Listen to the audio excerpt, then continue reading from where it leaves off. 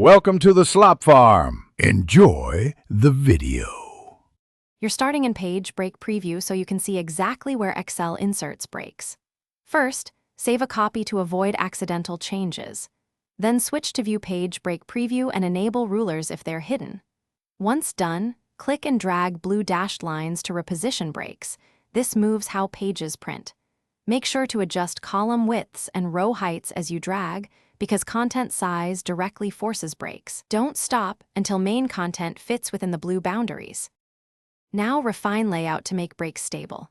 You'll resize columns and rows and reduce font or wrap text so cells don't overflow to a new page. Next, use page layout breaks to insert a manual break where needed or remove unwanted manual breaks. Manual breaks trump automatic ones, which is why we clear or set them intentionally. Once adjusted, set the print area and open Page Setup to try Fit Sheet on one page or custom scaling to preserve readability while forcing desired breaks. Finish by previewing. Go to File, Print to scan each page and verify that content falls where you expect. If pages still split oddly, clear all manual breaks and let Excel recalculate automatic breaks, then reapply only the ones you need.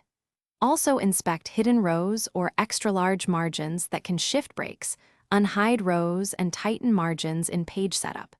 If a specific sheet refuses to cooperate, copy the data into a new sheet and repeat the steps. That often isolates format corruption quickly. Thanks for watching. Consider subscribing if we helped you today.